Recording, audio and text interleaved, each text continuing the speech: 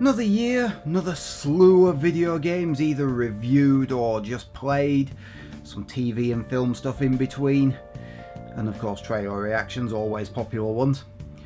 And as a mark of how good this year has been, at least as far as I'm concerned, there are 10 games on the best of list and only one on the worst of list. It's actually been quite remarkable, so I'm just going to throw them all together into one video. And because it's more fun, let's do the worst game I've played all year first. Kill la Kill If. This is based on an anime series, and it shows. The combat, the visuals, the music. It all looks, feels, and breathes anime. Now for the bad shit. An extremely rushed story that lasts only 4 to 5 hours. Severely lacking game modes, both online and off. Only 8 characters at launch, only 4 arenas and they all function the same. Combat is a simple rock paper scissors mechanic, a mere handful of special moves, an unwieldy camera you can't control, a bloody annoying auto-targeting system you can't control, 3 buttons on the pad that don't fucking do anything. But the crowning insult? This was a full price 50 quid at release. There was also a collector's edition at release for 80 quid. Holy shit! This is the kind of game that's awesome to watch and listen to, and utter garbage to play. Its price has lowered now to a more reasonable 25-ish quid, and it should have a few more characters on the roster nowadays. Maybe if you're a fan, now would be a good time to give it a look. Otherwise, keep your distance. This one's a stinker. Yeah, that was a bad one. Really bad one. Fortunately, there's only one of them this year. The other 10 are all good games. Let's get on to the good games of 2019. First up, Star Wars Jedi Fallen Order. EA made a good Star Wars game. Okay, let me rephrase that. EA didn't ruin a good Star Wars game. There are cosmetics, they are in loot boxes, but you don't have to pay to open the fucking things. It's amazing! It's unreal! It's not gonna last long, is it? Well, at least we got one out of them. The story is decent, the characters are good, and the set pieces are straight out of Uncharted. But the lightsaber combat is where it's at. An array of special moves, force powers, and of course enemies to use them on. Because this is a Souls game at heart, you have to balance offense and defense. Overcommitting gets you killed pretty fast. But if Souls isn't your thing, just turn down the difficulty. It'll stop kicking your ass. I have a bit of an issue with the ending, but it doesn't spoil the game for me. It looks great, it sounds great, it plays great. Bit of a contentious one this. Death Stranding. In my review, I called this game Postman Apocalypse Simulator 2019, because that's exactly the best way to sum it up. In most games, walking from A to B is merely a means to an end, something you have to do to reach the actual interesting stuff. In Death Stranding, however, walking from A to B is the interesting thing. Walking over slippery terrain that also happens to be inclined while carrying a heavy, unbalanced load will cause you to fall flat on your face, unless you move slowly and with care. The reason some people didn't like this, I suspect, is that walking in games usually just requires you to push the left stick in the direction you want to go. You don't normally trip over rocks unless the game glitches. Here, it's intentional. Less focus on combat, although the BTs do give you a headache sometimes. Less like enemies and more like minefields. Plus it's got Kojima's signature nonsensical narratives that are always fun to listen to. Even if you can't understand the bloody word of it. There are vehicles later on, but apparently some people got stuck. I say stuck. Apparently they kept playing the side missions instead of the main quest line. And all the good stuff is past chapter 3, after you cross the lake. Oops. If you hate walking simulators, stay well away from this. It's your worst nightmare. If you love Kojima's work though, give it a few hours at least. Catherine, Full Body. By day, a character study of a contender for the world's biggest arsehole. By night, a race up the side of a deadly tower for the survival of said arsehole. Starting to think he deserves it.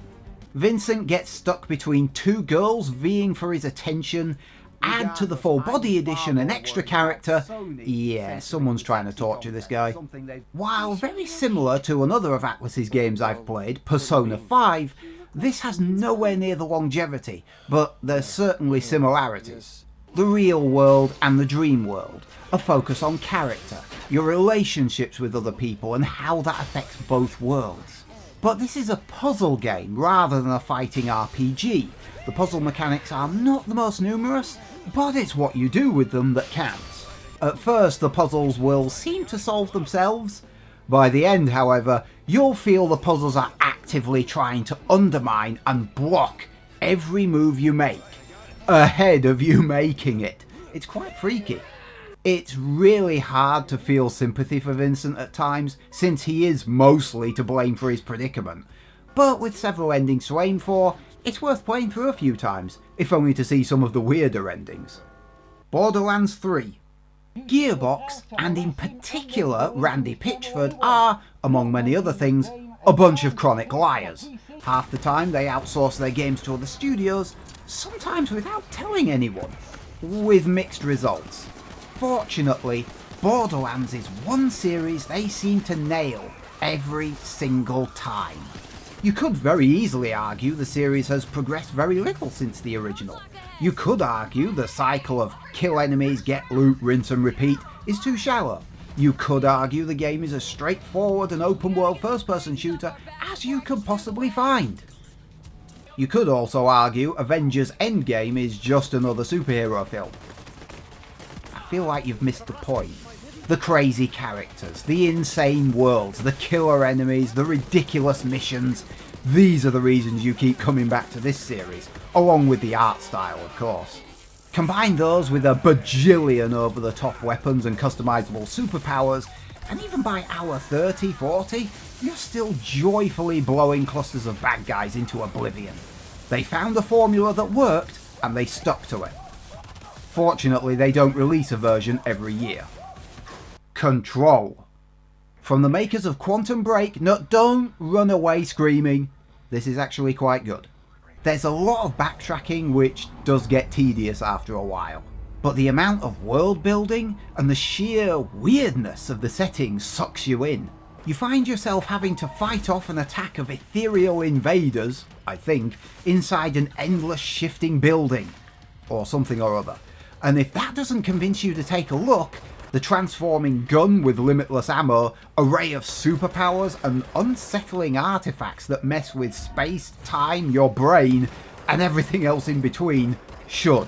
Telekinesis, floating, debris shields, possession, you're overpowered as hell. Just know that most of the interesting stuff is tucked away in the side missions, not the main questline, which is initially a bit disappointing. But it does encourage you to explore and find everything possible for fear of missing something seriously cool.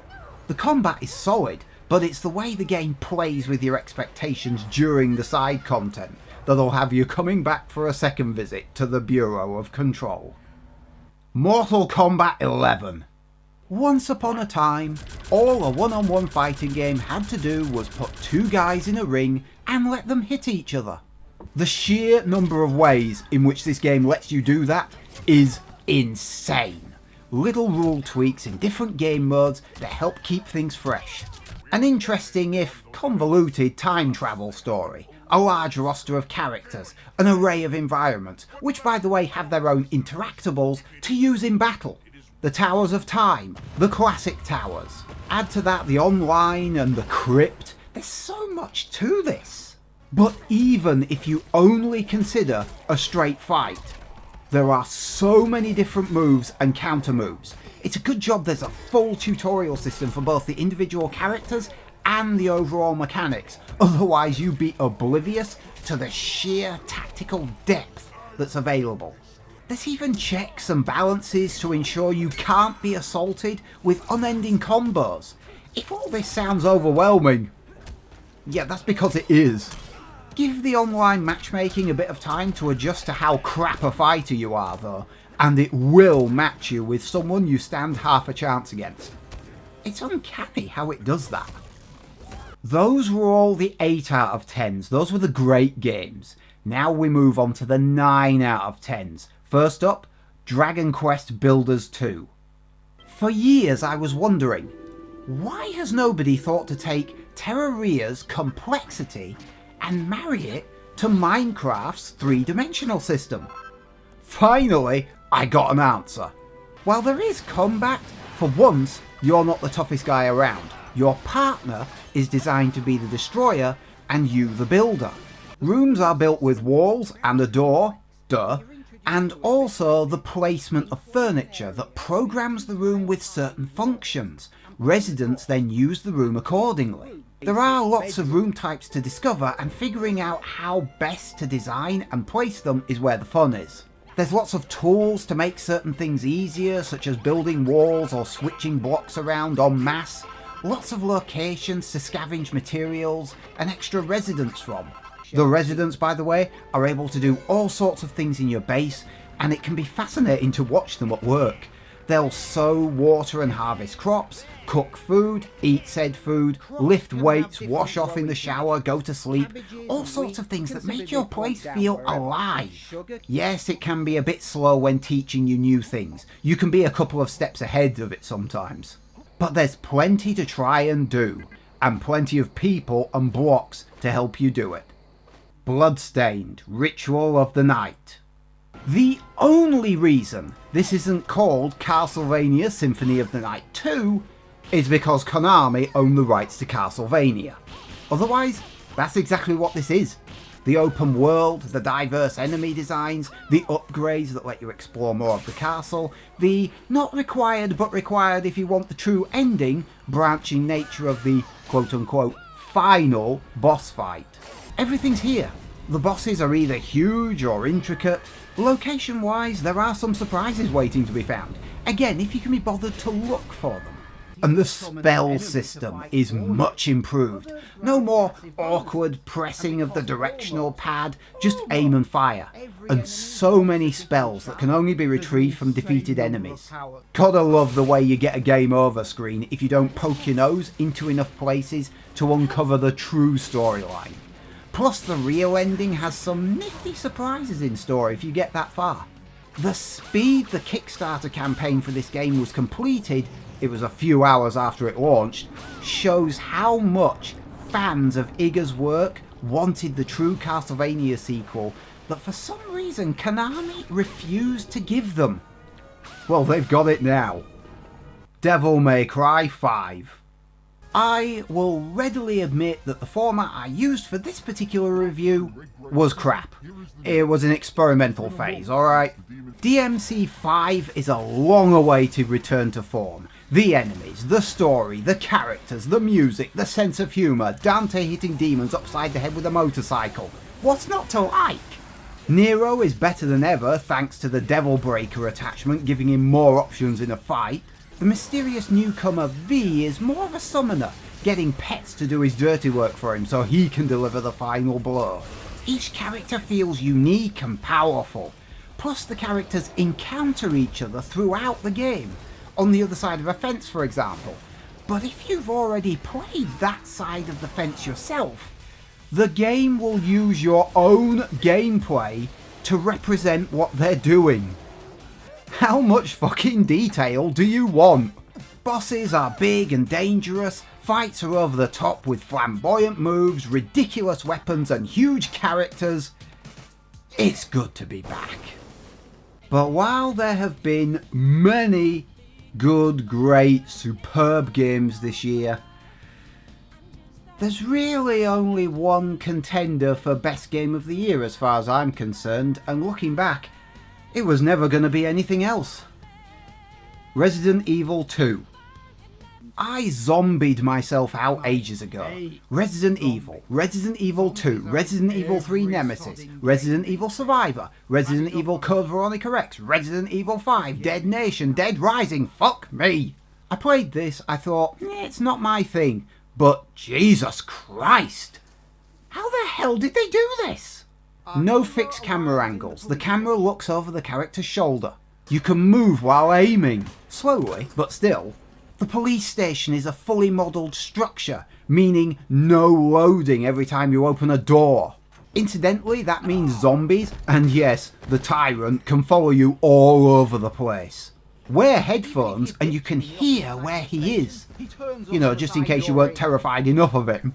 But it doesn't end there. Zombies can enter the station through the broken windows, meaning if you want to secure certain sections, you have to board the windows up.